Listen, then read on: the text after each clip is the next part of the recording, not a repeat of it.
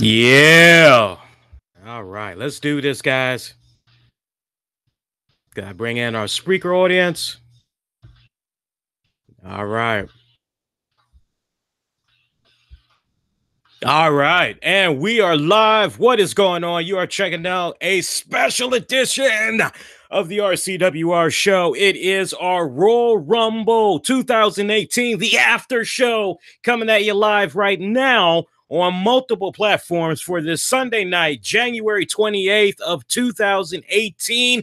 Couple of days away from putting a book into honestly what's been a great start to the new year. I want to hear from you guys as I'm going to be live for the next little bit. Interact with me a couple of ways. Like I said, simulcasting this right now for you guys. Take your pick, man. We are live on Spreaker.com. We're live on YouTube.com. We're live on Facebook.com. Take your pick, man. I mean, all over the place. And while you're at it, make sure you give me a follow. All that good stuff. Twitter, Facebook, YouTube, Instagram. Use keywords. The RCWR show. So we got a poll out right now via Twitter asking you all, what did you think of tonight's Royal Rumble? We'll get to the early results of that in just a little bit. However, you're listening to this right now, make sure you give me those thumbs up. Make sure if you haven't done so already, subscribe so you never miss out on all the great content do for you guys here on a week-to-week basis, man. And we got the chat room. Take your pick, man. You can interact with me on the YouTube chat, or you can interact with me on the Spreaker chat as well. One thing I want to do before we get ready to dive into all this, and look, this is not going to be a long show. I promise you guys, I want to do my best to try to make this show be as short as humanly possible, because I know there's a lot of you guys that probably got to gear up for school, work, what have you. So as much as I would love to just be like, nah, we're going to try to do our best to make it be a short show. All right, so one thing I want to do is put this poll out here asking you guys to rate the Royal Rumble for tonight. So all I got to do is a quick copy paste. And let's see if we can get this. I am on YouTube right now. So for those of you that want to cast your vote right now on YouTube, you can do so within the next 15 seconds as I am putting it in right now. And we'll say thumbs. Oh, wait a minute now. Wait a minute. Let's try that again. There we go. Now let's try that again. We'll say thumbs up. And your second option is a thumbs down. Do we really need to give a third option, guys? I think we'll go on ahead. We'll give you guys a third option. We'll say staying in the middle. All right, guys, you all on YouTube, head on over to the community tab page right now, and you can vote on what you thought about the Royal Rumble that way. All right, on that note, let's go ahead. Let's get into it, man. My God, it seems like year after year after year after year after year, it gets like a little bit tedious. I mean, pretty soon it's going to be a situation where the Royal Rumble is going to be starting like pre-show is like at 4, and like the card itself, like the actual event will start at 6. It's just kind of getting to that point. I was telling a couple of people on social media and private messages, I said, my God, man, like I feel for the people that actually were there in attendance, that were checking out the Royal Rumble tonight. Like they should have been paid like maybe $7 an hour, because just think about it for a second. Like the earliest that they probably were able to get in there was maybe about 4:45, close to like maybe 5 o'clock. So they've pretty much been having their seats from that point all the way up to now. So I mean, that's like my God, like you pretty much don't basically worked almost 8 hours, right? So you're pretty much sitting there at a WWE event for like almost 8 hours, give or take. I mean, it's less than that, obviously, but I mean, seriously, when you stop and you think about it, it's like, damn, that is kind of a long time, right? I watched everything. I mean, beginning with the pre-show and everything. So let's go ahead. Let's kick it off, man. And so our pre-show matchup, we saw Kalisto, Grand Metalik, and Lince Dorado defeat the team of TJP, Gentleman Jack Gallagher, and Drew Gulak. I was paying very close attention to the commentating for this pre-show opener match. No reference whatsoever to what had came about with Enzo Amore and his personal escapades, if you will, his own little adventures. No, that wasn't even brought up. Nothing was even brought up with regards to the whole future of the cruiserweight title. Instead, what was being brought up, who is going to be the new general manager for 205 Live? That's pretty much was the whole gist of what dominated during this six-man tag team matchup was who is going to be the new 205 general manager. We will know this coming Tuesday, apparently, when the announcement will be revealed. So you're going, okay, all right. Well, maybe with this new general manager getting ready to come to the scene, maybe they'll be tackling it. Who knows? So I'm actually kind of curious. I'm actually going to go out of my way and try to check out 205 and see this new general manager. I wonder who it could be. Like, inquiring minds want to know. As far as bids, I'll get into it in just a hot second because I don't want to be jumping all over the place. Because if I mention the name right now, that's going to kind of mess it up for some folks. You'd be surprised. There are actually folks that will send me private messages letting me know how upset they are sometimes when, like, I don't give the pay-per-view as it came about. Some people like it in a particular order, pretty much the way it came about. So just remember that what I said as far as general manager for 205 Live. I'll be coming back to that in just a hot second. But we saw the team of Kalisto, Grand Metalik, Lince Dorado defeat the team of TJP, Gentleman Jack Gallagher, and Drew Gulak. I thought it was a pretty decent pre-show opener. Also, during the pre-show, we saw two more matches. We saw the Revivals, Dash Wilder and Scott Dawson. Honestly, and I had called this when I was offering predictions on our Call That Match edition, which we did exclusively live over on the Facebook page.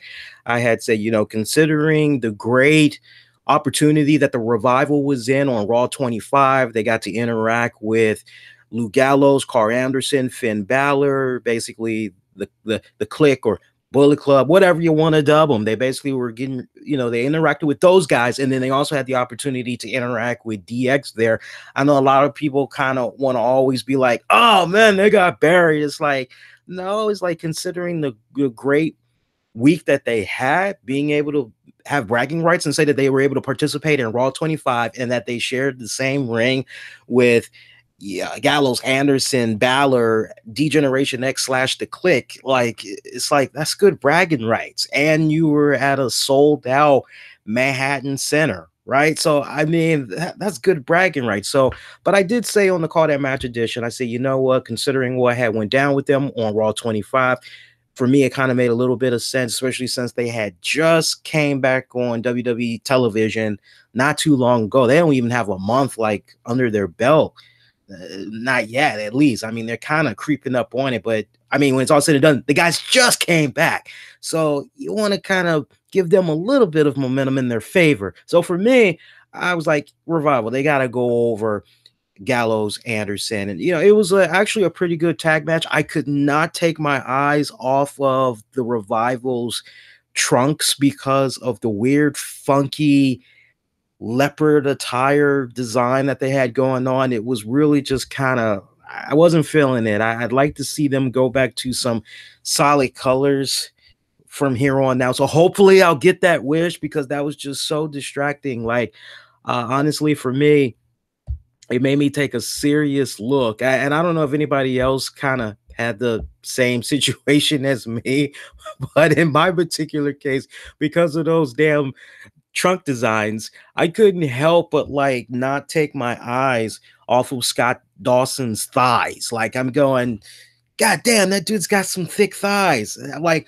I'm thinking, how long has this guy had thick thighs like this? Like, I've never noticed it before. Go back and check it out. I don't know what it is, but like, you all will agree with me. Like, you go back and you watch the match and like, you just look at the trunks that they had tonight, and you're just going to be watching the trunks now. And then you're also going to be like, Scott Dawson's got some thick ass thighs. I mean, his legs, his whole legs they're thick as hell. So I don't know if like it's a situation where the guy goes to the gym like during the week and he dedicates just one day as far as the legs go or what, man. But he's got some pretty thick legs, let me tell you. Almost as thick as Rhino's, give or take. But that was a pretty good pre-show opener as well. Probably one of the funniest moments, and yet kind of scratching head moments, if you will. We had saw WWE Hall of Famer Medusa, aka Alundra Blaze. Yeah, she came on by the pre-show. Renee Young, special guest JBL. We also had Pete Rosenberg. Great interactions that they all had, and it was really like kind of coming off the rails, so to speak, because the question was asked to Medusa, "Hey, who do you think is gonna be winning the women's Royal Rumble match?" And you could kind of tell that she was a little bit off her game, that she really didn't take the time out to really research. At least that's how she came off. Now, for all I know, maybe she did do her research leading up to her being at the pre-show panel earlier today. And honestly, she's right there and she's got to go in this whole kind of somewhat color commentator mode and all that, like on air personality. I don't know if it was a situation where she had kind of got the jitters and she was a little bit nervous or whatever, but JBL was not helping out. JBL was just like verbally. Now, it kind of came off playful, but it also kind of came off very aggressive. Some could even jump out there. I'm not saying me specifically, but some could even kind of jump out there and say it came off a little bit unprofessional, that JBL just kept poking fun at her and was like, "Hey, look, they asked you a question. Who do you think is going to win the women's Royal Rumble match? Come on, it's not that hard. Just put some names out there, put a name out there, put out something." And you could tell that she was trying to like kill some time to figure out, like, okay, who is it? Let me get the girl's name. Let me get the girl's name. Let me think. Who am I thinking? Who am I thinking? And it took her about a little bit over 2 minutes to basically try to do a proper setup, I guess, jog her memory or whatever. And eventually she was like Nia Jax. But just the way JBL verbally was coming at her, don't take my word for it. I mean, you can pretty much just, like everybody else will tell you that had watched the pre-show. I mean, it was funny actually going through my Twitter timeline, and people were just kind of pointing out how much of an ass JBL had kind of came off. Sorry about that, guys. I hate these notifications here. Let's just mute that. We will mute that. There we go. Anybody else that's doing retweeting and all that stuff right now on Twitter, stop. You need to hop on the shows right now and interact that way. Do the Twitter stuff and all that afterwards. But no, like, for me, it just really kind of came off a tad bit unprofessional from JBL, to the point later on during the broadcast, pretty much during like the final hour, I would have to say like the last 20 minutes, we had saw WWE Hall of Famer, the Nature Boy, Ric Flair.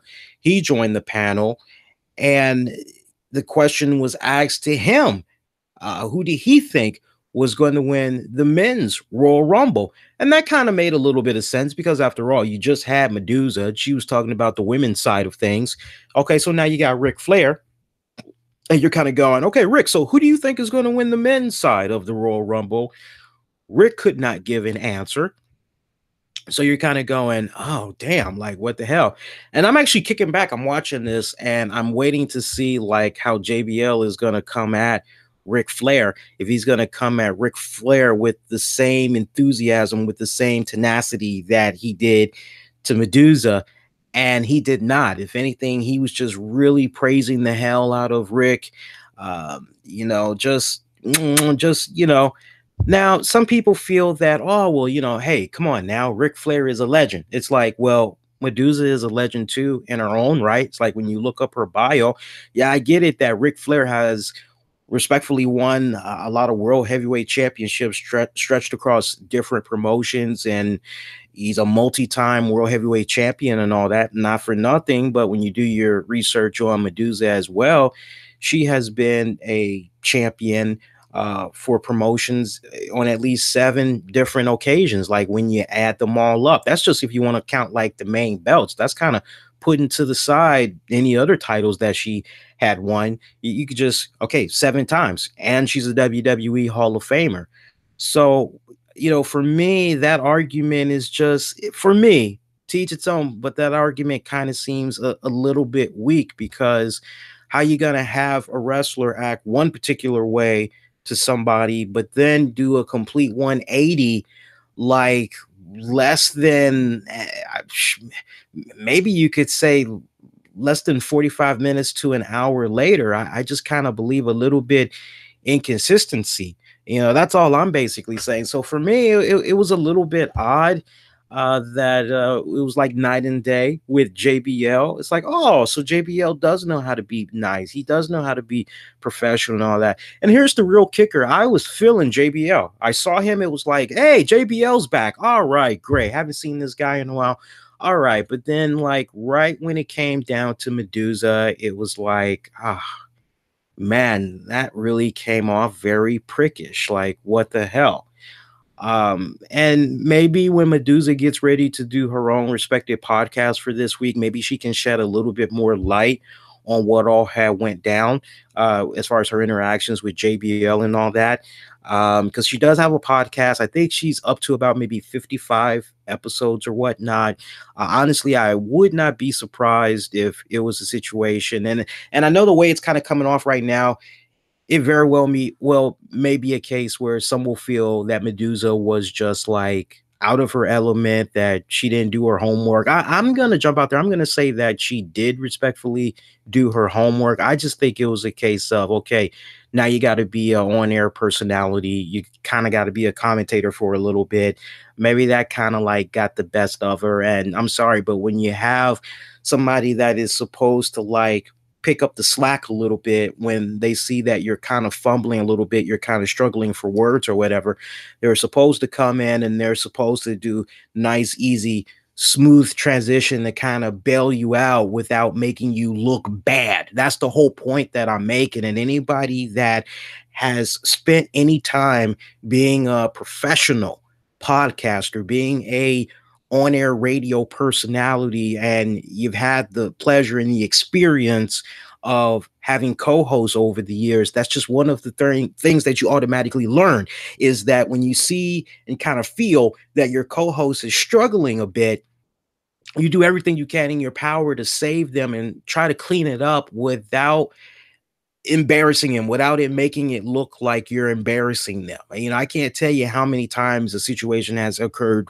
over the years where, whoever my co-host is at the time, either I'm having a bad night or they're having a bad night, and like, okay, we got to hurry up and kind of clean this up a little bit, and one of us is making a save or whatever, and it just came off really dickish. But I know Medusa has been doing a podcast. She's got about 55 episodes under her belt. From time to time, she interviews wrestlers and everything. She had a wrestler on her show, maybe if not this past edition, maybe 2 episodes ago.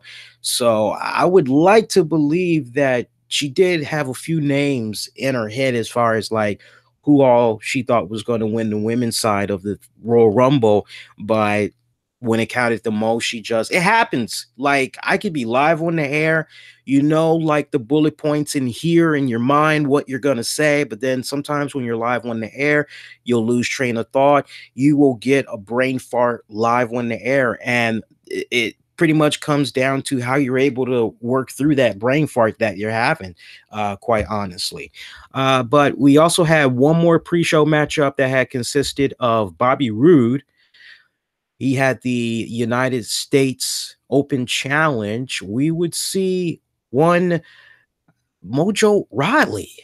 Yeah, no Jinder Mahal. I know, right? I said on the Call That Match edition, give me Jinder Mahal. Put Jinder Mahal out there. No Jinder Mahal. So I was honestly, I was surprised. I was surprised by one Mojo Rawley, but I felt that it was actually a pretty decent match. A bit short. It was a bit shy of 8 minutes. I really wish that it would have went longer, especially considering this was pre-show hour. I wish maybe they could have got up to about 15 minutes. You got to go in there and, you pretty much got to tell such a short story in such a short period of time. But it seemed like they had decent chemistry with each other, to the point I wouldn't mind seeing these guys actually lock it up again. And maybe we'll get that on the coming weeks of SmackDown. To the actual pay-per-view card we go now, kicking off the pay-per-view event.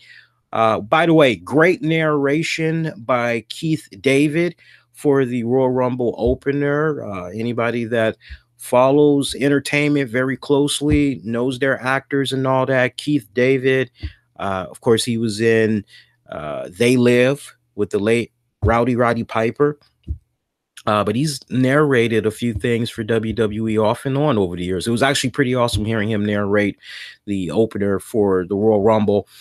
Kicking off the event, we had AJ Styles in the handicap match defending his WWE Championship against Kevin Owens and Sami Zayn. Great match. I love the story that was being told in this, especially early on. AJ Styles, he's like ready to throw it down. He's ready to get physical. And like just when he's ready to lock it up, AJ Styles finds that Kevin Owens and Sami Zayn, they're basically like psyching AJ's head up, and they're going in to tag the other person, like trying to throw AJ off of his game and kind of constantly reminding him, hey, there's two of us you're facing here. You're going up against two completely different styles. So yeah, buddy, good luck with that. Love that. I love the whole psychology that actually had went into this matchup. It was really good. For me, one of the things I was looking out for was how much of an X factor would the general managers be? Because as I had said on the Call That Match edition, I said, you know, I could see if I was booking it, that is, I could see a scenario come about where maybe, just maybe, we have AJ Styles who suffers a defeat. Doesn't matter if it's against Sami Zayn, or if it's against Owens, but basically the result is referee is distracted. Somebody does something dirty to try to help out the team, and pretty much AJ loses the title that way. That pretty much prompts Shane McMahon to come out and say, no, no, no, no, no, man. Like I said a couple of weeks ago, to pretty much start off the new year, like, we believe in transparency. Where, you know, none of this whole controversy crap. No, this match, it's gonna restart, and then maybe that could have prompted Daniel Bryan to come out and say, well, if you're gonna restart this match, I'm gonna add on to it. We're gonna go on ahead, make this be a no disqualification match, and we're gonna get two more referees out here that's gonna for sure see everything that's coming about as far as the action goes. But I was looking for something along that nature, and we didn't get any of that. I mean, this was just pretty much a straight up 1-on-2 handicap tag match. It was a handicap match, but on the side of Owens and Zayn, they were allowed to tag in and out. But when it's all said and done, it was still a 2-on-1 handicap match. And the way that this constantly kept being dubbed was, if Cammy wins, then it's going to be like the New Day. They both will be co-champions for the Universal Championship. Closing moments of the match, we saw an interesting scenario play out where AJ Styles was on the offense again, and they did a good job as far as divide, conquer, and all that. I mean, it was a bit well balanced, because on the one hand, they're doing a good number on AJ, but then AJ's able to flip it, keep one of them in the ring for a long period of time, till finally a hot tag is done. But then AJ works his magic on the other opponent. I mean, it was a really nice, good balance back and forth and everything. Very believable when it's all said and done. But final moments of the match, we saw a situation come about where I want to say it was maybe Sammy that was getting his butt handed to him, or it could have been, yeah, I'm pretty sure it was Sami Zayn that was getting his butt handed to him. Owens is pretty much out of it. He's like, you know, in the corner waiting for a tag, and you can see as clear as day, no tag is made whatsoever. And pretty much like the finish, did AJ, I'm pretty sure AJ did not make Sami Zayn tap out, but I want to say that there was like some type of a pin attempt that Sami Zayn was able to do. You know, rather than try to guess, let's go to my notes here. I'm actually going to pull up the final results that we have for that matchup. But I do remember kind of going, oh, here we go. The fuckery is already starting, because just the way that that finish had came about, you couldn't help but kind of go, Well, it's obvious they want us, the fans, and those in attendance and those watching at home. It's obvious they want us to look at this a certain way, but no. But yeah, according to my notes, the final moments of the matchup, Sammy, he pretty much had got sent out to the floor again as AJ kind of tossed him over there. Owens connects with a super kick. AJ counters the pop-up power bomb and rolls up Kevin Owens to retain the title. So again, you kind of gotta, back up a little bit. Like, there was supposed to be a tag from Sami Zayn to Owens. Sammy was still the legal man. Like, you see the replay footage clear as day. Their hands never touch each other whatsoever. So you're kind of going, okay, Shane, Daniel, somebody's about to come out and they're going to restart the matchup, but it did not happen. So, and this is where storyline stupidity comes into play for me. I hate going there, especially when we get the Royal Rumble, man. Like, when it comes to the Royal Rumble, like, everybody wants to be like, who's going to win? Who's going to this? Da, da, da. When it comes to special events like this from the WWE, I don't know about you guys, but I like to just kick back and I just like to marinate. I try to do my best to stay off social media. I try to do my best not to catch up on any type of reading online. I'm just like, I want to be surprised. I want to be entertained. Let me just really take a step back and let me just take in a great night of wrestling action for what it's worth. But stupid booking 101, I gotta go there, man. So let me see if I got this straight. So Sami Zayn, Kevin Owens, they're basically like screwed. Like, they're saying, hey, now there was never a proper tag. Like, there was never a tag, so the match should have continued. What the hell? So we see later on they find Shane McMahon backstage. Shane McMahon is like, yeah, I saw what had went down. You're asking if I saw what went? Yeah, I saw it. And that was it. He pretty much had walked off. So you're kind of going, okay, so he's okay with that finish. All right. But then that was it. Like, you're thinking, okay, well, maybe they're gonna like come across Daniel Bryan or something like that. And no, that never happens. Zayn, Owens, they never come across Daniel Bryan, which I think is kind of like, okay, what the hell? And there's a point to this. And the point is, later on, much later on during the night, just when you think that, well, maybe Daniel Bryan has the night off, maybe he's, I don't know, being daddy tonight or something. Maybe that's why we haven't seen him yet. Okay, whatever. No, later on in the night, we see Daniel Bryan with Shane McMahon interacting with Kurt Angle and Stephanie McMahon over the finish that came about with the men's side of the Royal Rumble, right? And they're exchanging pleasantries and all that. And you're kind of going, oh man, like, what the hell? So we're not gonna go there. And that would have been a great time for Sammy and Kevin Owens to come in and try to talk to Daniel and say, hey, Daniel, you saw what had happened, man. Like, we talked to Shane earlier in the night and he's not doing a damn thing about it. Like, Daniel, what do you say, man? And Daniel could have easily been like, hey, man, you know what? Not tonight. I'm not dealing with you guys tonight. Me and Shane have already made a decision together. We will talk about what had went down with you guys on Tuesday SmackDown. That's it. That's it. That's all that like Daniel had to say, and that could have just been the end of it whatsoever. Or you could have done a backstage segment later on, and you could have had those two guys run into Daniel, and it could have just been a 1-on-2 conversation that way, minus Shane. You could have done it that way, but like, sadly, they didn't do it like that. So for me, it was a case of stupid booking 101. Straight up. So I don't know if you guys kind of felt the same way. I'm just being honest with you guys, man. All right, so let's continue on. Let's talk about some other action that we had on tonight's Royal Rumble card. We had the Usos Great 2 out of 3 falls match for the SmackDown tag titles against Chad Gable, Shelton Benjamin.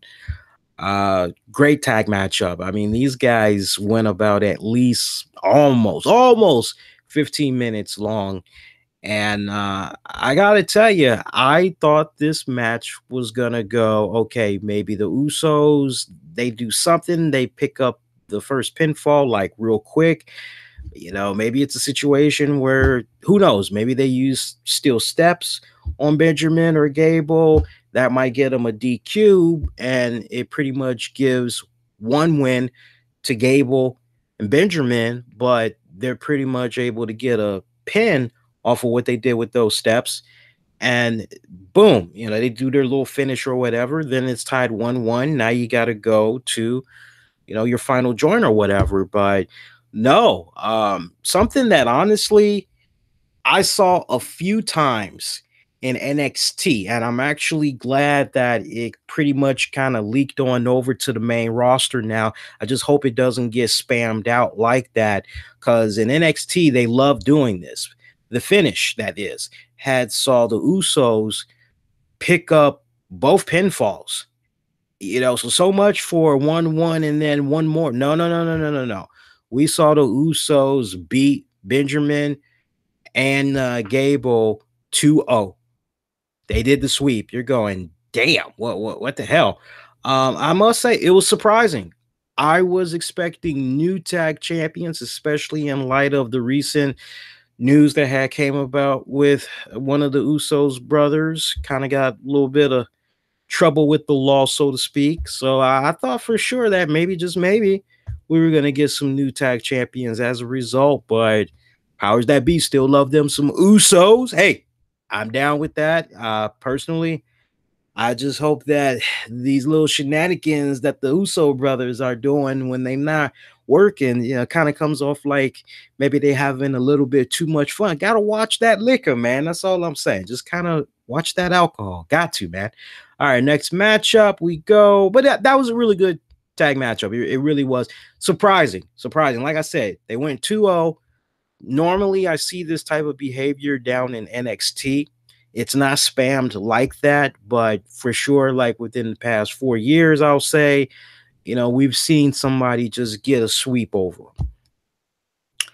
See, oh, yeah, we got our next matchup. We got the 30-man Royal Rumble match for a World Championship match opportunity at WrestleMania. So they kind of went back to something that they had did a couple of years ago, which is basically, and I think it's cool. I thought that this was going to be a situation where whoever had won the Royal Rumble, and if it was a case of you were a Raw guy, then you're going to take on the Raw champion. SmackDown guy wins, well, you're going to take down the SmackDown World Heavyweight Champion. But no, they pretty much had said for this and the women's one, they had said that whoever wins, they get to go after the championship of their choice. So you're kind of going, oh wow, that's pretty badass. Okay, so I got the orders of the superstars in which they had came out, and also the process of the elimination as it had came about as well. Let's see if we can load this up for you guys, and I have it. All right. So kicking it off, our first 2 competitors, we had Rusev and we had Finn Balor. That would be followed up by Rhino. And then number 4 was Baron Corbin. We saw Baron Corbin. He eliminated Rhino. We also ended up seeing Heath Slater. Heath Slater came at number 5. We also saw at number 6 Elias. Elias actually was playing his guitar and all coming down to the ramp. Hilarious moment right there. Actually tried to sing a song. He didn't actually get that far because he was under the impression that the counter had stopped so he could do his set. But no, he didn't. It actually had kept on going. We said Elias. Elias was at number 6. Number 7, the NXT heavyweight champion, Cien Almas, yeah, Almas actually making a cameo. He lasted pretty good too, for the duration of the Rumble. He lasted 30 minutes. We would see him eventually get eliminated by number 24. That would be Randy Orton. Not trying to jump too far ahead. Let's look at the rest of your Royal Rumble participants. At number 8, we had Bray Wyatt. At number 9, we had Big E. At number 10, it was Ty Dillinger. It's like, wow. So for the second year in a row, Ty Dillinger comes out at number 10. Like, what are the freaking odds? Ty Dillinger, though, would not be able to come out as he had got jumped by Cammy backstage. We had saw Sammy say to Owens, hey, look, don't worry about this. I got it. I know exactly what to do. We would see Sami Zayn come out in Ty Dillinger's place. We were talking about Heath Slater earlier, and there was a nice running gag that kept going on every single time we saw. Okay, so check this out. So Slater comes out. He's trying to make his way down to the ring. I forgot who it was that attacked him. I want to say it was Baron Corbin that had kicked things off. Baron Corbin just lays out Heath Slater after he got eliminated, if I'm not mistaken. And you're going, oh man, that like freaking sucks. And then from then on now, we would see little bits and pieces of Heath Slater. He's kind of gingerly making his way down to the ramp area, trying to get to the ring. Now that he's kind of coming to after being attacked viciously by Corbin. But then like we see other guys that like just take turns beating the crap out of him. And at one point, it was really hilarious. We see Big E, who comes out at freaking number 9. He tries to pick up Heath Slater and he's like, here, have some pancakes. And he actually crams pancakes in his mouth. And Big E then goes into the ring. Hilarious spot. And then I want to say afterwards, I want to say maybe it was Sami Zayn or maybe it was Sheamus that had put Slater back in the ring. I'm not really too sure. Mine's a little bit fuzzy right now. I've had a couple of beers tonight. But number 11 would be Sheamus to come out. We would see Sheamus get eliminated by Heath Slater. If I remember it right, and you guys can correct me if I'm wrong, I want to say Sheamus had got Slater in the ring, and I guess he was looking to make quick work out of him, but then it backfired on Sheamus. Sheamus eliminated by Slater. Honestly, I had no problem with that surprisingly and shocking elimination because after all, Sheamus was going to have to turn right back around, get ready for his tag match anyway, booking wise. So I thought that was pretty smart booking wise how they had did that. Number 12, we had saw Xavier Woods. Xavier Woods would be eliminated eventually by Jinder Mahal, who came in at number 17. Apollo Crews would come out at number 13. He would be eliminated by Cesaro, who came in at number 15. We would see Nakamura at number 14. Nakamura did a pretty good job. He eliminated Sami Zayn.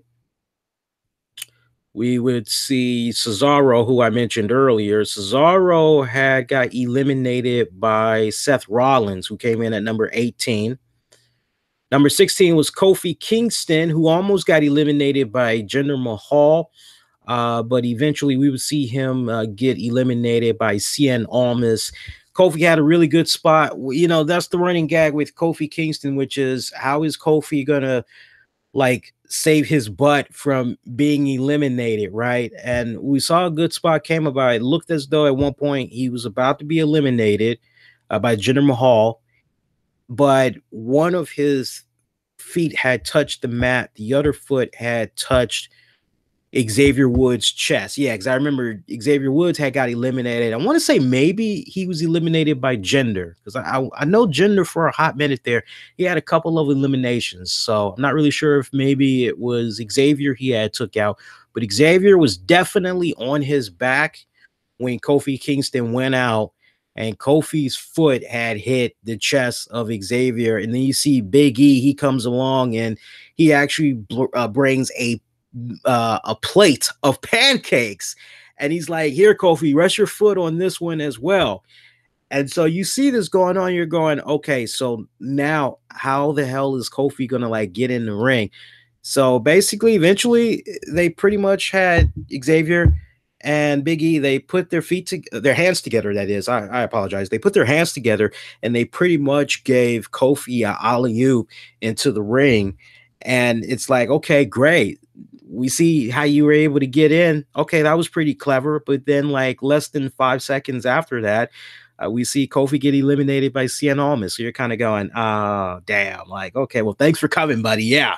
Jinder Mahal came in at number 17. We told you about that one. He got eliminated by Kofi Kingston.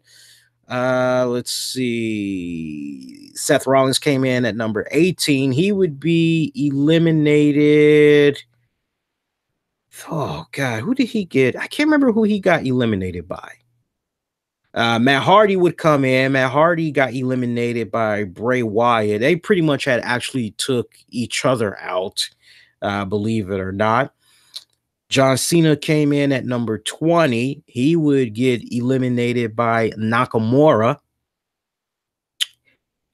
See, you guys should kind of recognize now that we're kind of getting down to the final four here.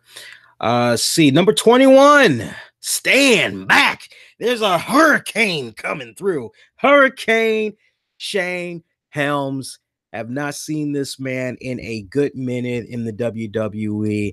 I literally had a freaking smile on my face when I saw this guy. That was freaking hilarious. I loved it. He still fit that costume so very well.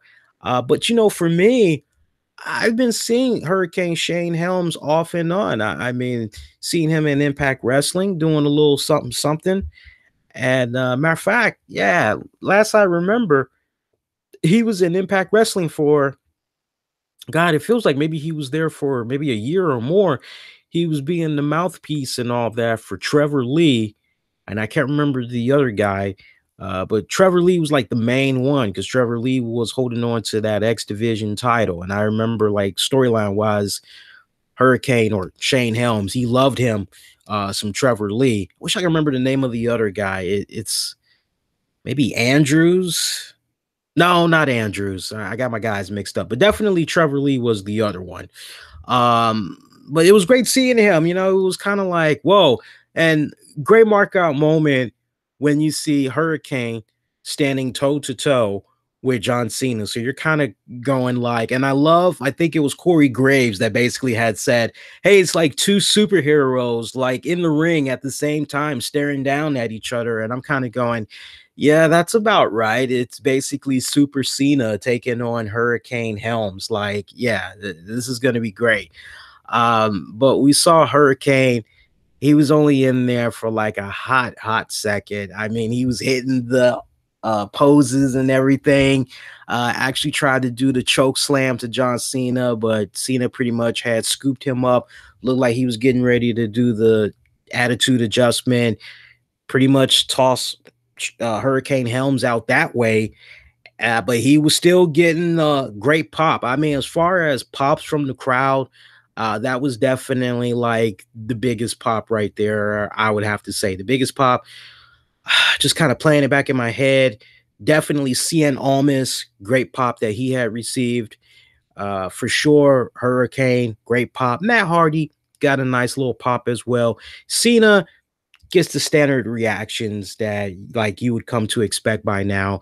So, and you know what? I love the fact that the Philly crowd basically, like when Cena came out, they're going the whole John Cena sucks and all that, but like you get this moment where it looks as though John Cena or Roman Reigns are possibly going to be the ones to win this. And the Philly crowd, oh, and it's like almost literally the same crowd that we had got from the NXT TakeOver event. You remember what I said last night? I mean, we were just here less than 24 hours ago talking about the crowd, and the crowd was just basically like mainly adults, pretty heavy on the male side when you break down the gender and all that. But like the crowd was pretty damn vocal, especially when they saw at one point Cena, Roman Reigns, like, no. And like I said on Twitter, I'm like, okay, this is basically like choosing between left Twix and right Twix. It's like it's the same goddamn dude. It's the same goddamn thing. Like, no thanks. I don't want either of them. Like, I'd rather just have somebody completely different this year. Like, can we have that, right? So I love the fact that the fans were so very vocal on both of these guys, but in particular on Cena. One point we see Cena, he looks like he's getting ready to do the whole "you can't see me," and to not hear almost a peep from the Philly crowd when Cena was doing that, I'm going, okay, now this is a great wrestling crowd. They're not like the other crowd from like Raw 25 and they're booing the hell out of him at the Barclays Center or whatever. And when he gets ready to do that, "you can't see me," they're cheering the damn thing. They're saying the name of the "you can't see me" right along with Cena. Like, get the hell out of here with that. Let's see, where are we now? So that was a great little spot. Aiden English, he came in at number 22. He would be eventually eliminated by, I want to say it was Balor. Yeah, it was Finn Balor he got eliminated by. We end up seeing Titus O'Neil. Or actually, let me back up a second. Adam Cole, baby! He came in at number 23. Great outing right there. Nice little pop from the crowd. I could pretty much tell that the crowd that we got tonight was pretty much the same crowd that we had got for NXT TakeOver. I recognized a lot of the faces that were in attendance. A lot of them ended up having the same seats as they had from the night before. So they 9 times out of 10 had took advantage of a little package deal for TakeOver and the Royal Rumble. Let's see what else we got. Adam Cole, he would be eliminated by, I can't get there yet. He would be eliminated by number 27. I can't get to 27 just yet. Let's see. Randy Orton came out at number 24. Number 25 was Titus O'Neil. He would get eliminated by number 28, who was Roman Reigns. 26 was The Miz. He would also get eliminated by Roman Reigns. Number 27, I can now talk about. Booyaka, 619. Rey Mysterio making his triumphant return to the WWE. I marked the hell out. I screamed at the top of my lungs when I saw Rey Mysterio come out. Great freaking moment. Loved it. And I saw so many people like in my Twitter timeline, they were like just blowing it up. They're going, man, so Rey Mysterio didn't choose Impact Wrestling over WWE. Like, wow, what the hell? Well, look, I mean, just to kind of shed light on a few things here. Okay, so just rewind it a little bit. First off, if you haven't been watching all forms of wrestling, Rey Mysterio was helping out Lucha Underground for a hot minute, and I actually was really enjoying that. I thought that maybe that'd be something that would last for a significant period of time, but the way they got the contract structures and all that, it's kind of like, yeah, no, we could pretty much forget about that. Impact Wrestling, they have been eyeballing Rey Mysterio pretty much ever since he rolled out from the WWE. They have been trying to like work with this guy since. And like, I'm not going to speculate as far as like, why things didn't pan out. Because for all we know, look, as far as the schedule, we know the schedule is pretty damn sweet. You pretty much any like podcast interview you get the opportunity. I've had a few opportunities to interview some of the Impact stars, and one of the main things they tell me off air or whatever, or if I'm asking them on the record for the show, is the scheduling is pretty sweet because they just got to go to like do X amount of tapings and then they're pretty much done. And scheduling isn't that bad. It's not as tedious and all that. It's not as cumbersome as a WWE schedule and all that. So, I mean, who knows? Maybe it honestly came down to money or just concerns with having a proper direction, booking wise and all that. But whatever the case may be, it's like it didn't work out with Rey Mysterio and Impact Wrestling. And that's actually pretty sad for Impact Wrestling because Impact Wrestling is in some serious growing pains right now. And I'm quite sure that now they're kicking themselves in the ass now that you got freaking Alberto El Patron running around saying, "Oh yeah, I recently had a talk with certain people in the WWE, and bygones are now bygones, and everything is fantastic, and I look forward to working with the WWE once again when I am done, because I'd like to go back." And he basically wants like the Shawn Michaels, Randy Orton, Matt Jeff Hardy, Chris Jericho type of schedule. He kind of wants to be like a special attraction type of dude or whatever, work X amount of dates, not be on the road like that. Whether or not he gets that, I mean, whatever. But like, if you ask me straight up, does he warrant that? No, he does not warrant that whatsoever.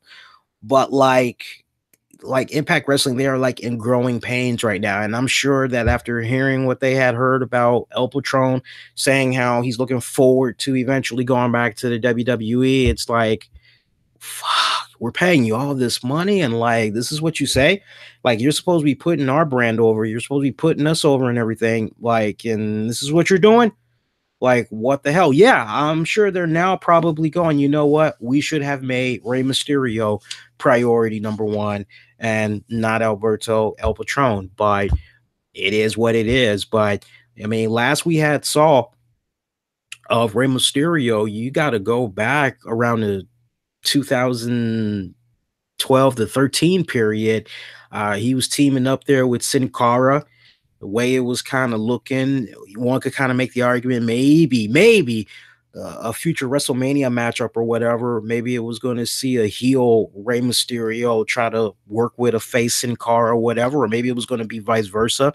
But it really kind of seemed as though WWE really wanted for Rey Mysterio to team up with Sin Cara, kind of give him a nice, decent rub off. And we know back then, Rey Mysterio, he was dealing with um, serious nagging problems.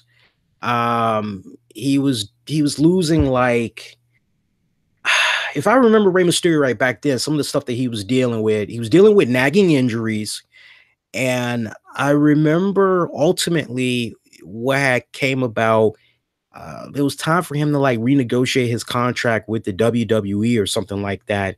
And cut to the chase, WWE was like, "Hey, you remember when you were out for X amount of time because of this injury? Well, like, we were paying you all that time. So as far as we're concerned, like, we need you to make up for all of those dates that you missed. So we're actually going to add on an additional blah, blah, blah amount of time to the end of the contract. So like, it's extended now." And Ray's like, "You guys can't do that. Like, that's illegal. That's like a breach of contract. Like, you guys can't do that to me. Like, no, like, you can't." It's like, I was injured. I couldn't help it. But you kind of got to understand, like, at that point during his tenure in the WWE, going to all the live event shows and everything, it was like wear and tear for 619. And he just was like, "You know what? No, forget this." So they kept going like back and forth. Rey Mysterio was like still under contract with the WWE, and he was just fighting this. And like, eventually the contract would expire. He would win, and it was pretty much bitter. As you would probably imagine, it was like bitter after that. But Rey Mysterio, like, he was always pretty classy as far as his time in the WWE. You never saw him on shoot interviews or heard him on podcasts putting people down like an Alberto El Patron. Everything with Rey Mysterio, always business, always classy, always professional, always just trying to do the right thing. And, despite all that had went down with the WWE, here was a guy that was like, "Hey, would I eventually like to come back to the WWE and put a book in on my career? Because look, my greatest success, yeah, you can definitely go back to some great matches and great periods that I had in WCW, but like WWE is like what had really put me on the map. Everybody remembers a lot of my rivalries from there, blah, blah, blah. Like, yeah, eventually I'd like to go back, once the tension has decreased dramatically, once bad blood is like, over and done with, there's no hard feelings. And to see Rey Mysterio back, I'm happy. I'm happy that he's back. So I mean, You got Hurricane Shane Helms. You've got Rey Mysterio. And like, okay, so what's next? Honestly, this is what I said the other day. I think I said it as recently as on the show, maybe if not this past Tuesday, maybe like a couple of weeks ago. But I basically had said, like, if you could get Rey Mysterio to come back, it would be awesome if you could get him to help out in the cruiserweight division. Because 205, like, if WWE is really serious about trying to put 205 on the map, like, Rey Mysterio is like that guy that you can build it around. Because Neville, unless you're able to work things out with Neville, he's gone. Austin Aries, Impact Wrestling. Now you lost Enzo Amore. It's like, if you're really trying to go out there and have 205 be, its own successful brand, and you're trying to get house shows out of it, live events out of it, you're trying to get tickets out of it, like, you need some marquee names. And I had made the very valid point that if WWE was able to work things out with Rey Mysterio just for a hot minute, just temporarily, just so 205 could get where it needs to get, Rey Mysterio would be a good candidate. But now that you also have Hurricane Shane Helms back into the mix, I dare say it depends on what WWE wants to do. But this is a very unique situation that they're in right now. They can either put Rey Mysterio and Hurricane Helms in 205, and really that would help dramatically, because Lord knows it is like jam-packed right now. When you just look at the main rosters for Raw and SmackDown, it is just everything is like WrestleMania lock right now.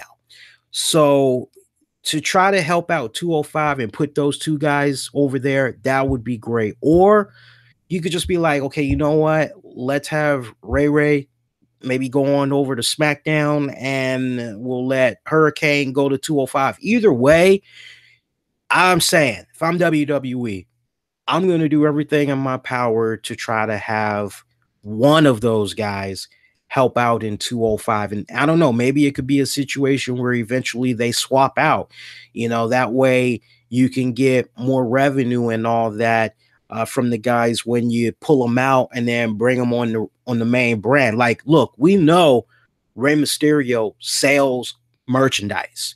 Okay. The man sells merchandise. Now, would it be a little bit of a disservice to have him on 205? Yes, because you may not sell as much merchandise as you probably would with him in the past if he was on one of the two flagship shows instead of 205. So, logistics, they really got to think about. But I mean, if you ask me, my gut instincts, I think Hurricane is going to go to 205, and I feel Ray is going to be a free agent like John Cena that's going to be able to help out whichever brand. Great, phenomenal shape Rey Mysterio was in as well. I got to make sure we point that out. And I've been a Rey Mysterio fan long back, like WCW days. I haven't seen him as, shape-wise. I haven't seen him as small and well-defined, honestly, not since he had made his WWE SmackDown debut. Because I remember clear as day when Rey Mysterio had made his first debut for the WWE. He did it on the blue brand, believe it or not. So I haven't seen him look as good as where he's at right now. It was awesome. It's awesome. Great seeing him back. All right, so let's wrap up the men's Royal Rumble. So we told you that at number 27, 619, Rey Mysterio came out. We would eventually see him get eliminated by, I want to say it was Finn Balor.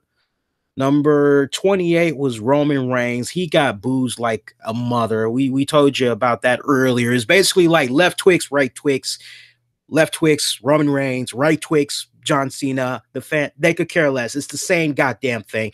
They want something totally different. So I was just kicking back in euphoria hearing the boos. I mean, for me personally, I have nothing against Roman Reigns, but at the same time, I'm going WWE booking. Don't insult the fans' intelligence. Like, we know you want to get Roman for WrestleMania. We know. It doesn't mean, though, you need to let him win the Royal Rumble. So those guys did not win the Royal Rumble. Number 30 was Dolph Ziggler. I thought for sure this was going to be the one to win the Rumble. Nope. He would be eliminated by Finn Balor.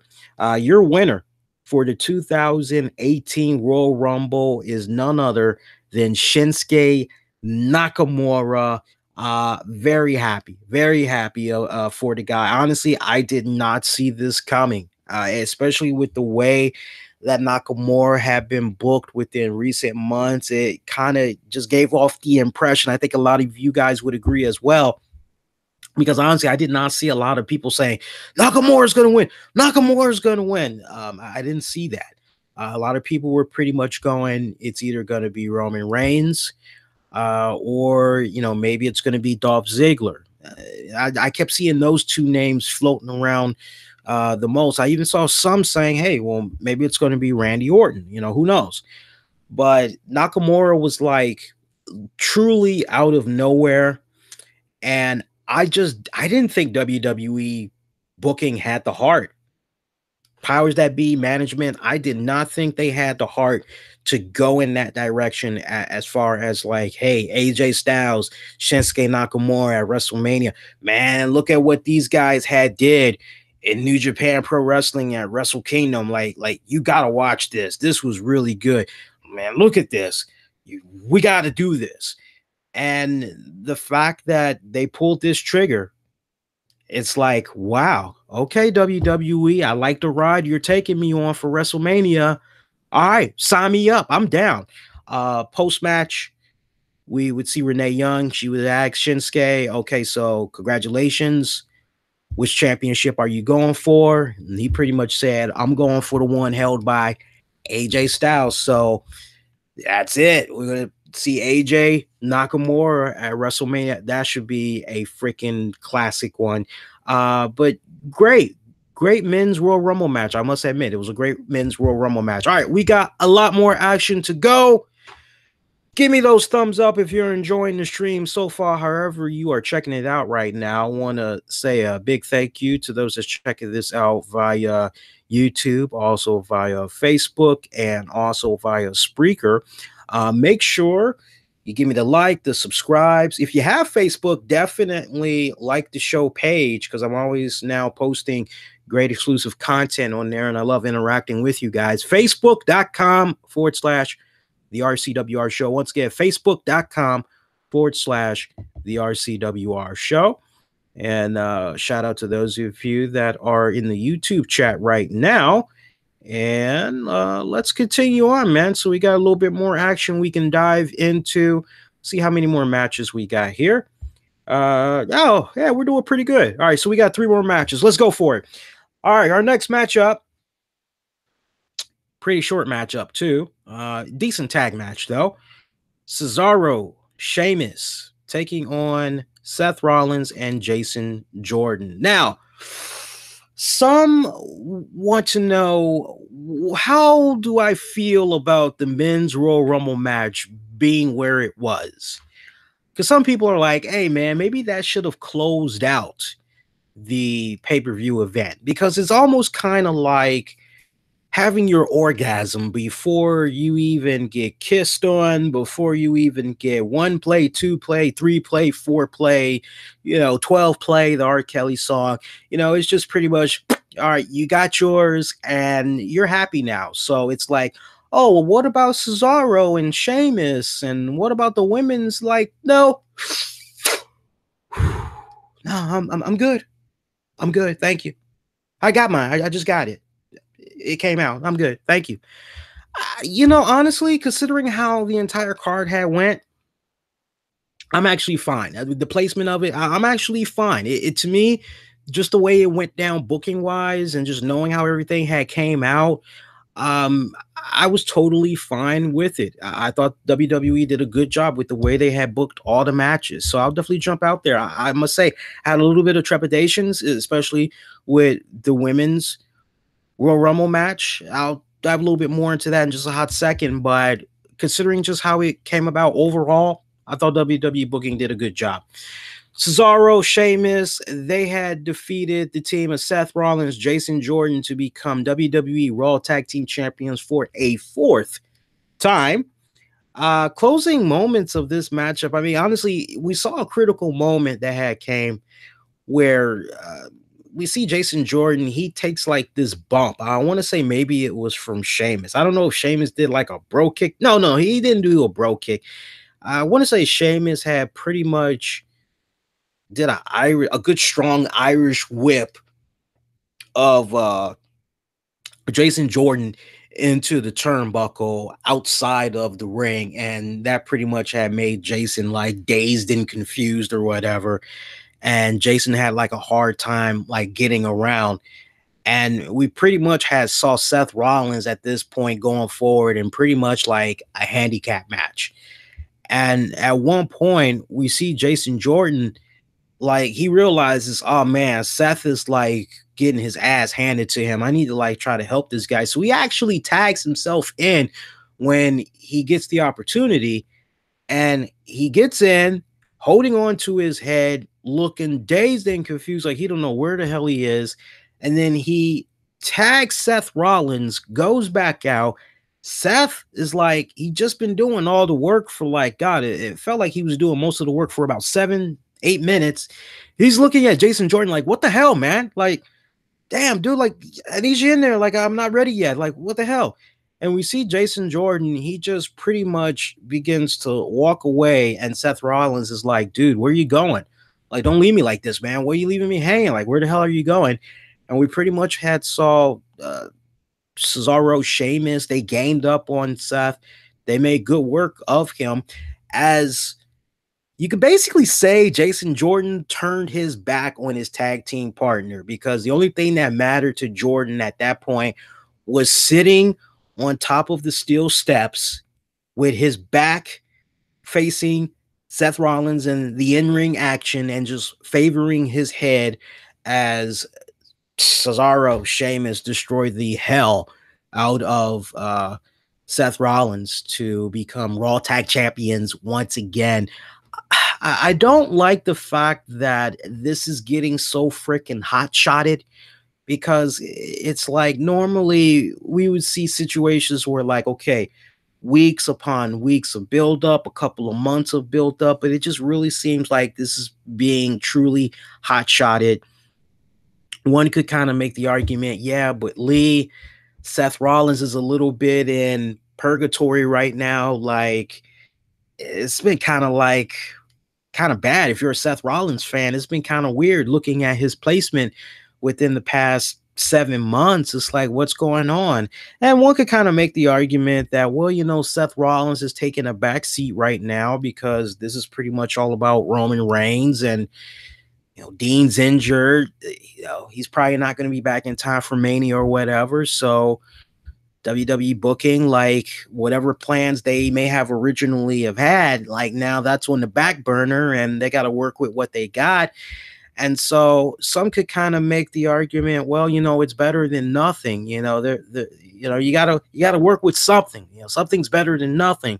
Does it feel like this rivalry is being done in haste, just because they want to try to get it out there in time for WrestleMania or whatever? It does kind of feel like that. It does, but I tell you what, we're like now 69 days away from WrestleMania. A lot can happen between now and then. And then also, you've got to take with a grain of salt the report that's floating around out there about Jason Jordan's physical health. Basically, the report being put out there about how physically he's been having nagging problems with his back or whatever. So, this could be the beginning of maybe trying to give him a little bit of time off so he can maybe recharge his batteries a little bit, or maybe it's a situation where he's not going to be on the road as much, but still show up for Raws. Who knows? But I'm definitely curious to see how things are going to be playing out between he and Seth Rollins storyline wise, not to mention getting Kurt Angle into the mix of things as well on tomorrow's Monday Night Raw. So that should be pretty good. All right, next matchup we go. We only got 2 more matches to talk about, guys. Let's have at it. Brock Lesnar defending the Universal Championship in the triple threat match against Kane, Braun Strowman. almost 11 minutes of a match. Honestly, this play, I don't have anything I can really say about this match. This match, and I think for a lot of you guys as well, especially you longtime wrestling fans, like this played out exactly how we thought it was going to play out, right? I think it's safe to say. Now, look, would it have been badass if it was a situation where Braun Strowman would have walked out of there as a Universal Champion? Like, just for WWE to say, you know what, man, we got to ride this momentum that we have right now, because this is like, this is something. Like, we haven't had anything like this in a good minute. Yeah, but then it's kind of like, it's like instant gratification, right? It's like, nah, because if we go there, then what? What happens after that? Like, what's the plans after that? Where do we go from there? So, I could kind of feel WWE to a certain degree, but like, we all knew that the main purpose of Kane being in this match was to eat the pin and or submission. The only question was he going to be doing the deed for Braun Strowman, or was he going to be doing the deed for Brock Lesnar? I jumped out there during the Call That Match edition. I pretty much said the way I'm seeing this match, and I talked about this match off and on within weeks leading up to Call That Match edition. I said, no, the way I'm seeing this match go down, at some point, Braun is physically going to be taken out of the equation. Whatever, announcer's table gets put through, something's going to go down with Braun. He's going to be out of the equation. And that's pretty much how you have Brock Lesnar. And I mean, it literally like playbook. I mean, just looking at it play by play, visually in the head, just being able to like picture how it was going to come about. It went exactly how I think me and you all out there in wrestling land had envisioned this. So it wasn't surprising. And right down to the point, you just looked at the Philly crowd. The Philly crowd was kind of like, yeah, this is what we expected. Anyway, what's up with our next match? Right? Yeah, let's go there. Our next matchup and our final matchup was the 30-woman Royal Rumble match for a women's championship match at WrestleMania 34. Stephanie McMahon came out there to offer a little bit of color commentating. Hey, she's there for that extra added attraction, trying to make it look all, and hey, it delivered. Nice seeing Alexa Bliss, Charlotte Flair out there holding on to their titles, and they're just sitting right in front of the announcers' tables, looking at all the action that's coming about. Good stuff right there. Maria Menounos, I know at one point, she's done a couple of Mania spots here and there, and I guess she considers herself a WWE girl or whatever, but her choice of words, talking about how we like, and the Philly crowd let her have it. Somebody's talking about how we had revolutionized, and like, nah, you didn't do jack. You've been doing your thing over at Extra. Don't try to get on this bandwagon. Just give us our fucking names of the people who's going to be doing this, who's going to be the first two participants, and just go sit your butt down somewhere. And she's like, I get it, guys, I get it. It's like, just sit your goofy butt down and just, let's watch a really good match already. So according to my notes here, your first two participants for the 30-woman Royal Rumble matchup, it was Sasha Banks, Becky Lynch. And by the way, it was great paying attention to who all were receiving reactions during this bout. I gotta say, it was really good. Sasha Banks, great pop from the crowd. Becky Lynch, great pop from the crowd. Sarah Logan, no pop whatsoever. Mandy Rose, pretty quiet. I mean, you heard a little something, but it was really quiet.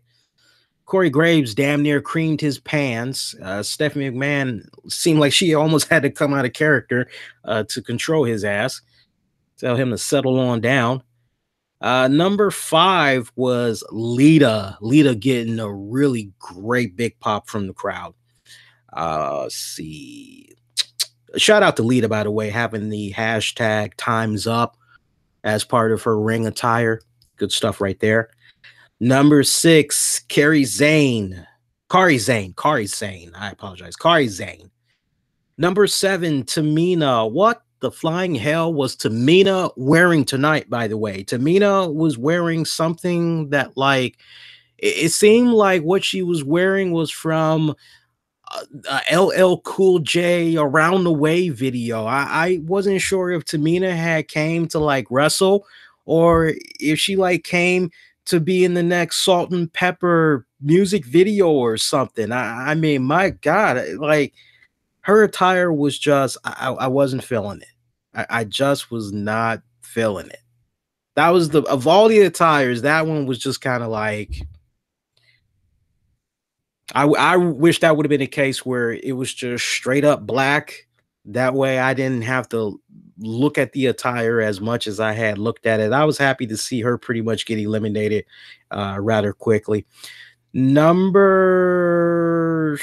was number 7. Number 8. Oh, Tamina. No reaction from the crowd. Kari Sane, she got a good reaction from the crowd. Dana Brooke, number 8, no reaction. Tori Wilson, large pop from the crowd. I mean, it almost matched what we had got from Raw 25. Soon as I saw Tori Wilson come out, I said, damn. Lord have mercy. Number 10, Sonya Deville, no reaction. Liv Morgan at number 11, no reaction. Molly Holly, she tried to do a little damage control. Remember, there were reports out there that like she was supposed to be in the Royal Rumble, and she tried to. Oh no, I that was a mistake. No, WWE, they don't want me. No, it was just a mistake, folks. Sorry about that. Nah, she tried, but number 12, Molly Holly, great outing by her. By the way, she did pretty damn good. The spot that she did from the top turnbuckle, though, Sasha, a little bit too early, way too early. The way Sasha had caught Molly. I mean, at the end of the day, yeah, you gotta make sure you protect your opponent and all that. And when you're doing high risk maneuvers from the top turnbuckle, you definitely need to make sure you're sacrificing that body to catch their fall and all that. But Sasha kind of oversold it a little bit, way too early for my taste. Lana, great pop from the crowd. She got the Rusev Day pops. Michelle McCool, decent reaction from the crowd. Ruby Riott herself, and that's my girl, Heidi Lovelace. That's my girl. Not really a reaction from the crowd. Vicky Guerrero, she got a good pop from the crowd. That was Vicky Guerrero at number 16.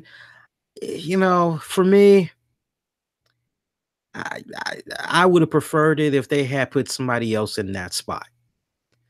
Do we really need to have comic relief at that point in time? I don't really think so, guys. But I mean, that's just me. 17, Carmella. Number 18, Natalia. Both of those girls, good reactions. Kelly, the girl that says her first name twice, she got a good reaction from the crowd. Miss Jacqueline. And once again, now see, if I could have had it my way, and it makes me wonder what's going on with Ivory. So shout out to any of my fellow colleagues out there that's able to interview Ivory in the next coming weeks. I would have preferred to have put Ivory at number 16. That's my girl, man. It's like, how do you not have Ivory involved in this? I don't get that. But at least we had got Jacqueline. Number 22, my dark horse, who I thought was going to win it all, Nia Jax. Nope. Number 23, the NXT Women's Champion, Amber Moon. I got a problem with this one. Now, look, I'm happy that Moon was able to get in there. But wait a minute now. Less than 24 hours ago, you were involved in a match against a former MMA fighter who was just manhandling, using her MMA skills on your ass, damn near like ripped your arm out of socket. And like, rather than just sell that injury going into your next batch of NXT programs, like instead we see this girl come out.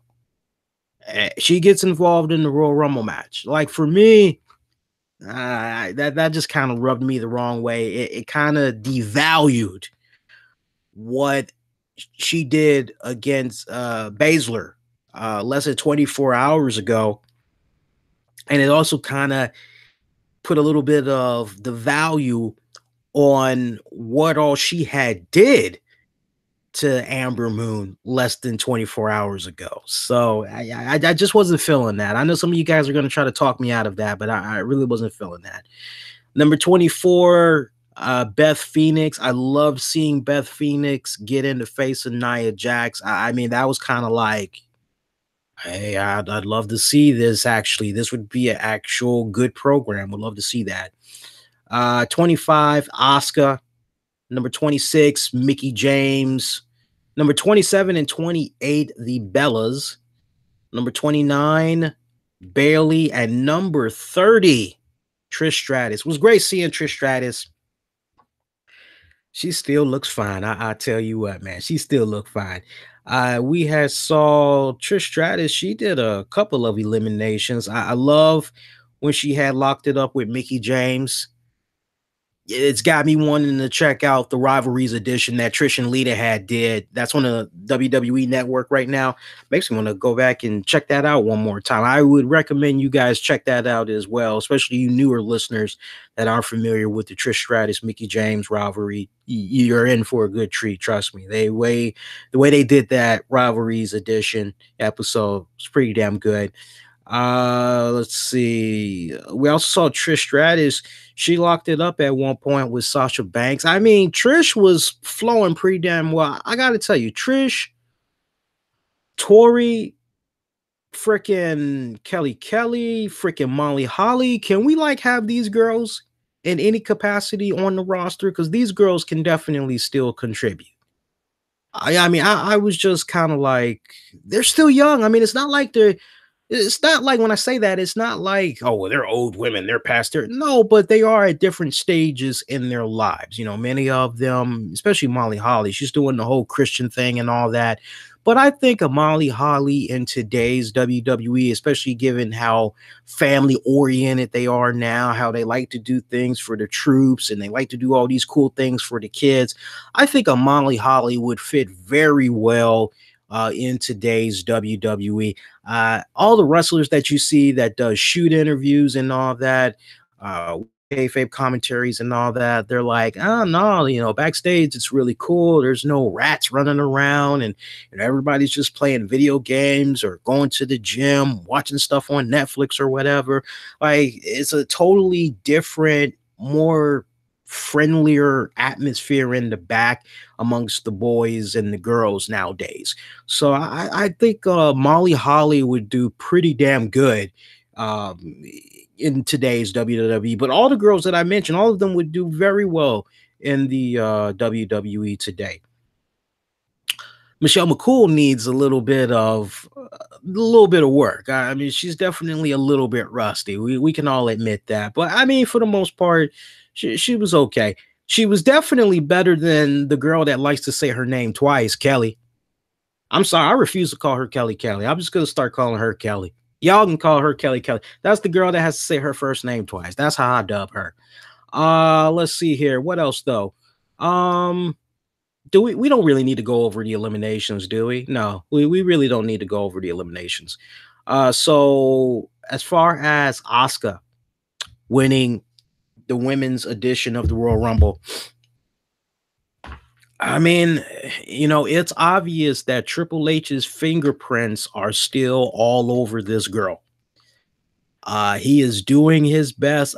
You know, honestly, the way this is kind of coming off to me, it's really coming off to me that like there has always been some type of a long established plan for Asuka pretty much since she came to NXT. And I think honestly, after about 2-3 months and they had a good idea what was going on with her, I honestly wouldn't be surprised if like long-term wise, they knew exactly where they would like her to be on the main roster and how everything would shape up going into WrestleMania. The crowd has been receiving her very well. I see some people kind of making the argument that it feels as though Asuka is being forced down their throats. I'm not really picking up that vibe, quite honestly. I'm not quite seeing that that you all are seeing just yet. I still feel that Asuka is very fresh. Every time she's coming on my television, I got to pull up a seat. I got to see what she's doing. I like, if there was one bone for me to pick on, in all honesty, if there was one bone for me to pick on with regards to Asuka, I want to see her in long time feuds. I want to actually see her put a little bit more work into these matches that she's having on the main flagship show. And I thought that at one point, when she was working with, who's the girl that had recently got released by the WWE? That was like the first girl that she had feuded up against. I can't remember her name now. Sunglasses, blonde hair, Emma. I thought for sure that, like, after Emma, that would kind of like, okay, so maybe after this, we can have her, eventually move on and get into a really good program with, say, Alicia Fox. And then maybe I've been saying it for months now. Eventually, you have her get back into a program with Mickey James, because there's a little bit of lost blood or whatever there from what they had did at Takeover Canada from last year. Like, you could easily go back and I've been looking for those matches slash feuds to like really do a better job in really establishing Asuka on the main roster. And I feel that WWE really hasn't been like working on those little fine details. It's just pretty much, hey guys, look at this new toy, enjoy. And there's really not that much thought that's being put into it. And then the other thing that I really wish that WWE would work on more is, I wish they would take a page, and I've been saying this for months now, and I hope that now that we're making our way into WrestleMania, that WWE will actually adopt this philosophy. And I'm hoping that a guy like Jim Ross could maybe really put the pressure on them. Maybe he could talk to Triple H or whatever to really like, hey, you should really consider this, which is, I want to feel more of a connection to guys like Shinsuke Nakamura and to Asuka. Because really stop and think about this. This has to be the first ever Royal Rumble where a foreigner has a foreign superstar, from the Far East or whatever, has won the Rumble. So, I mean, on the men's side, you've got Nakamura, and then on the female side, you've got Asuka. You have two people that, to a certain degree, have language barriers. In this case, the primary language is English. A lot of WWE fans, they speak the English and everything, but like, you've still got to kind of take it a bit of a step further and be like, okay, well, damn, how can we make these guys connect more with the fan base? And I'm really hoping that from here going forward, WWE doesn't try to force dominant English interviews with Asuka and Nakamura. What I actually would like to see happen is they take a page out of New Japan Pro Wrestling's book, and like, perfect situation. All of you all that watched Wrestle Kingdom 12, y'all can back me up on this, because I know there were a lot of you guys that watched Wrestle Kingdom 12, right? Just to see Kenny Omega taking on Chris Jericho.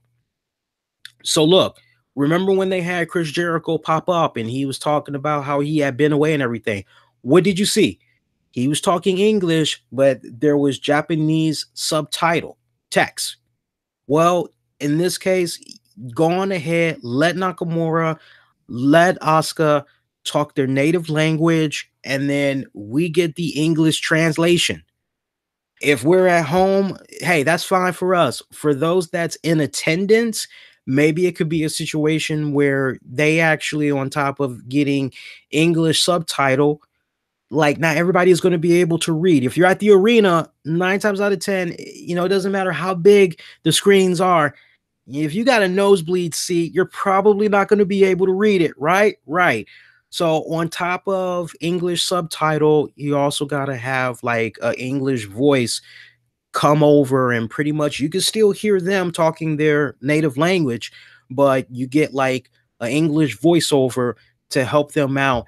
And I think if you just combine those elements as far as trying to make these characters, which are really good characters when you get down to it, especially when you see how they were doing in NXT. And it seems like, and it's something that just continues to be a trend, like something that's part of these guys' initial DNA, it gets lost from NXT to the main roster. So if they could kind of do a better job in that, and look, 69 days, it's plenty of time to really do a superb job. And hey, you need to give a damn about these guys. Like they're going into like their biggest WrestleMania matches here. And like, I hope they really do a good job in the next 69 days to really establish this. And shout out to, I can't pronounce your name. I'm just gonna say EM. You know who you are. Yeah, he can't speak English. Like now, look, let me make sure I set the record straight. And I learned this firsthand about Nakamura, because Nakamura, I remember when I went to the Jim Ross one-man show at DC Improv, one of the people that I was speaking to, they were telling me how like they had went to like many wrestling conventions, things of that nature, and somehow the subject of Nakamura had came up. And I remember that the guy had said to me, "Hey, did you listen to Nakamura on Chris Jericho's podcast?" I said, "No, like, how's his English? Like, is it getting better?" And he told me, he said, yeah, he said, Nakamura's English, it's getting better. It's still pretty broken. But it's kind of getting to that point now where, for the most part, you can kind of understand what he's saying. He doesn't really need a translator, but it's pretty slow pace. Like it's good. It could be better, but it's good. And I'm going, oh, okay, all right. Well, what is it? Kind of like good, like, I don't know, Great Khali? He's like, "No, it's better than Great Khali, but there's still a lot of work." Sadly, okay, it's just enough English that's not gonna work with, sadly, a lot of the North American audience. And I don't like saying that, because Lord knows, some of my friends, they speak different languages. Some of my friends, they're very limited in English. Some don't speak English at all. And it's kind of like I'm able to interact with them through text that translates or whatever like that. But sadly, when you get right down to it, as far as the North American audience, if the English ain't on point, you kind of fizzle out real quick. That's how it is, sadly. So 69 days is a long time. Hopefully WWE will get the ball rolling and really establishing these two, because they're going to be in marquee matches. That's why I'm really stressing this, because now more than ever is the time that we really get to like feel like these characters that like, okay, they've been given the top nods of like, hey, we need to give a damn about them. So this is WWE's challenge and pet project now for the next little bit. Just when we thought that the Royal Rumble was over, great moment came about where at the end, Asuka celebrating and everything, and we see the WWE Women's Champion for Raw, Alexa Bliss, and we see Charlotte, the SmackDown Women's Champion, enter the ring. And it's like, okay, Asuka has a critical moment to make right here. Which champion is she going to go for? And then we hear the music of oh God, I can't think of the girl's name right now. That's like one of my favorite bands too. It's late, so I've had too many drinks. But don't give a damn about my reputation. I'll let you guys jog my memory a little bit. But we're going, who is it? Who is it? And then it's like, wait a minute. Ronda Rousey. It's like, nah, Ronda freaking Rousey. That was like such a great freaking moment right there. See, I can't end the stream now without like going, okay, who's the artist? Because now I gotta know like who's the artist. It's like I don't, and that's the fucked up part, because that woman, her song was used for the early days of the NFL on NBC. Let's see here. I'll just say I don't give a damn. Yeah, there it is. You know exactly what I want, Google. I love you. How could I forget that name? I feel bad. Joan Jett. Yeah, Joan Jett. Bad reputation. Yeah, so we see Ronda Rousey, former UFC women's champion. She came on out wearing the Rowdy Piper, kind of themed attire and all that. Has the Rowdy Piper inspired entrance, and I don't want people to get all pissed off and everything, like especially those of you that's like longtime wrestling fans and you don't know diddly squat about the whole MMA world. Well, right before Rowdy had died, you guys can correct me because I'm kind of relying on you all. My mind's a little bit kind of fuzzy, right? But if I remember it correctly, Ronda and Rowdy Piper, like they ended up like kind of becoming friends, almost kind of like kindred spirits or whatever.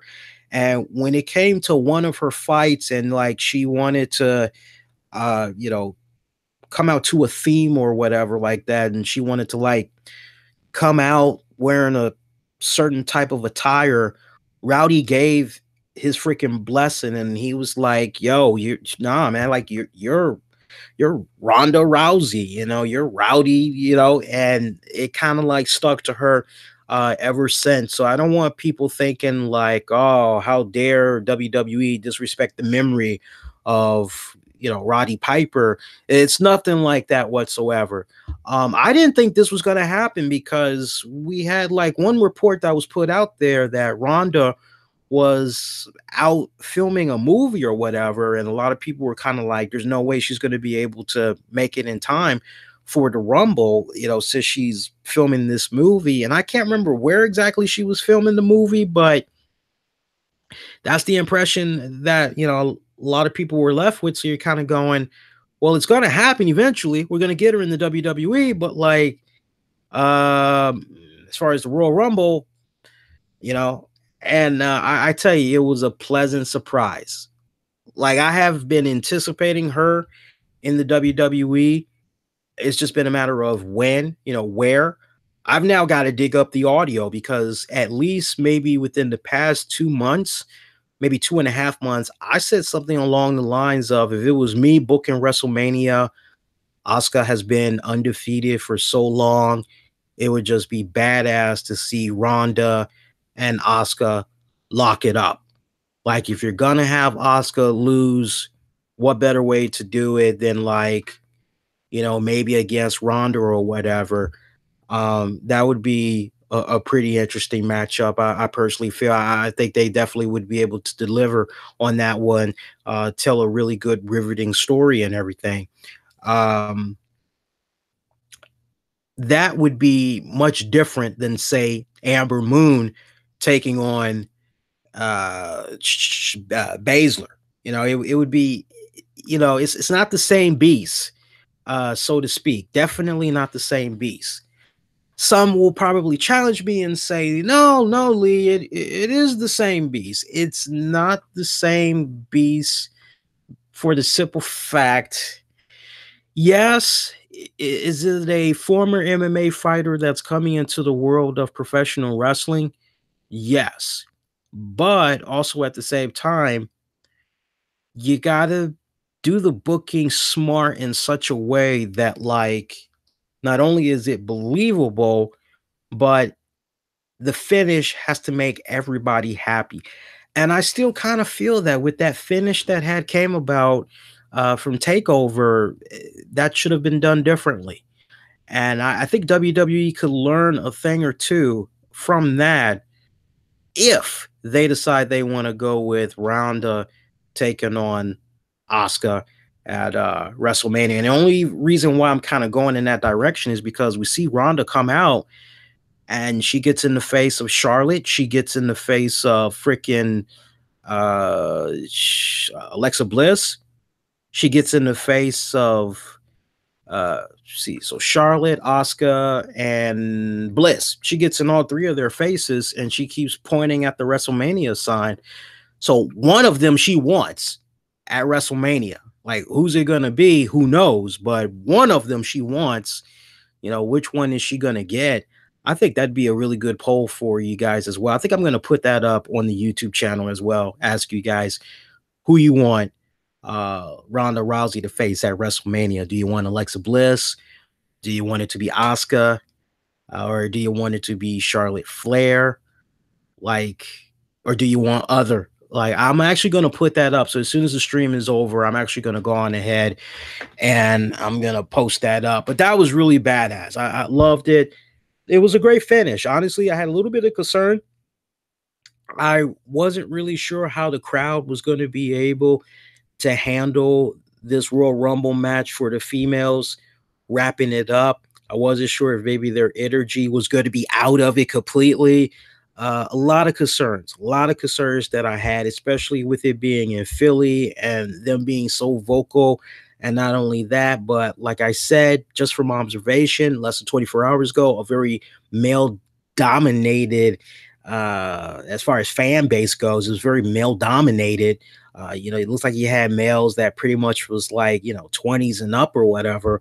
So it was kind of like, okay, like, are they really going to be able to hang in there? And are they really going to be very open-minded? Or are they going to be looking to take moments to crap on such a historical moment? And for them to, WWE that is, to put the match in the spot that they did, that took a lot of guts for them to do that. And I think, honestly, a lot of faith. And just in retrospect, when you look at everybody that had took part in making this event so special, I got to tell you, you couldn't have booked it any better. You had the right amount of balance as far as the new revolution and the revolution of old, pretty much what led up to that. And I think, honestly, when you really stop and you think about it in retrospect, like, the women's division of WWE where it is today would not be where it is today without girls like Trish, without Lita, Molly Holly, Jacqueline, Ivory, Michelle McCool, Beth Phoenix, and a whole sea load of others. It just wouldn't have been made possible without them making the contributions that they did. So to actually see them, get their moment in the sun, honestly, I would have to say this moment that they got in the sun tonight was 20 times better than what had came about on Raw 25, where they pretty much just had came out just to do a freaking wave. I love this more than what had went down. So great moment. Let's see what you guys are saying with regards to the Royal Rumble. I'm going to poke my head in the chat real quick, and I'm also going to take a look at the voting. And while I still got you guys' attention, make sure you give me the thumbs up. If you haven't done so already, subscribe. Get at me, man. I'm on Twitter, Facebook, Instagram, the RCWR Show. Like the Facebook page at facebook.com/the RCWR Show. Got Matthew saying Rousey is a full-timer as of tonight. WWE's 4 Horsewomen versus UFC's 4 Horsewomen at Mania. And he's staying up late tonight just to check out the stream. So shout out to Matthew. He's in the UK and it is 5 a.m., a little bit after 5 where he's at right now. I've got Reman. He's saying the final 4 of the men's Royal Rumble was basically like the New Japan Pro Wrestling top 2, Balor and Nakamura versus the WWE top 2, Reigns and Cena. Glad the right guy won. I was hoping for Lashley to come in the Rumble too. I think we're still going to get Bobby Lashley. I think at this point, if it's going to go down, I think it's going to go down maybe night after WrestleMania. I still believe that there's plenty of money that can be made with Lashley, and a Lashley Brock Lesnar program. That, yeah, you can make a ton of good money off of that. Trust me, you can make a ton of good money off of that. I think we're going to get it too. I really feel we're going to get that. All right, let's see what we got here. I want to go to the polling here. Let me go on Twitter. Let's see how these polls are looking here. All right, so right now I am seeing for Twitter So as it stands right now, we've got 135 votes and counting that's coming in. I see that there are 17% of you that are staying in the middle for the Royal Rumble overall. 19% of you, I'd like to know why. 19% of you are giving it a thumbs down. Meanwhile, a overwhelming 64% of you all are giving it a thumbs up. And let's see how things are looking on YouTube right now. Let's see if we can refresh this real quick here. Yeah, that's better. Cast your vote. YouTube on the channel here. Go over to the communities tab and you'll see this. All right, so right now we have 13% of you that are giving it a thumbs down. You're giving the Royal Rumble overall a thumbs down. 31% of you are staying in the middle, and 56% of you so far are giving the Royal Rumble a thumbs up. All right, and let's see what we got here. Just poking my head in the chats here. Lucky is saying this was a good pay-per-view, but the match placement made it kind of a chore to sit through. The Raw tag titles and the triple threat matches following the Rumble. Poor Austin. He's now traumatized. He's thinking about those tights now. The tights from earlier. Let's see what else we got here. No Enzo. Enzo's fired, Rob Nation. Enzo is fired from the WWE. Yeah, he's done. He like doesn't exist. They basically, the WWE did Enzo Amore like what NBC did to Matt Lauer. Like it never happened. He does not exist. Let's see what we got here. Lucky saying not including the 2011 Royal Rumble because it was 40 man. I think this is now the longest match. Yeah. I got Bear saying, gotta say, this was the best Rumble in years. I would have to say, Jackie D, really liking how Rey Mysterio had looked tonight. Yeah, I would have to say in recent years, this Royal Rumble, like top to bottom, I enjoyed it. I gotta say, I really enjoyed it. It's one of those Rumbles, and I can't remember the last time I felt this way, but this Royal Rumble definitely has replay value. Like I can definitely, before the show on Tuesday, I can definitely see myself watching it again. That's how good this Rumble was. And I haven't done that with a Royal Rumble in years, as far as like from the current product that we're getting. Let's see what else we got here.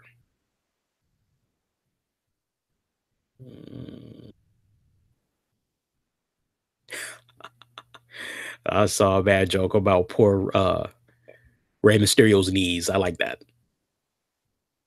Let's see. Why does everyone hate Reigns? If I went into that topic right now, that would take us to 2 in the morning. No, thank you. Let's see. Maria Menounos announcing so bad. I don't know. She's cute, but I don't know. There's something about her. I'm just can't quite put my finger on it. Shout out to CJ.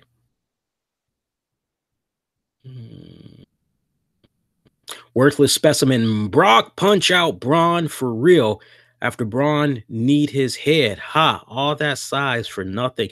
I missed that part because at one point I was actually setting up this stream, so I may actually end up watching it again. So we'll see what happens.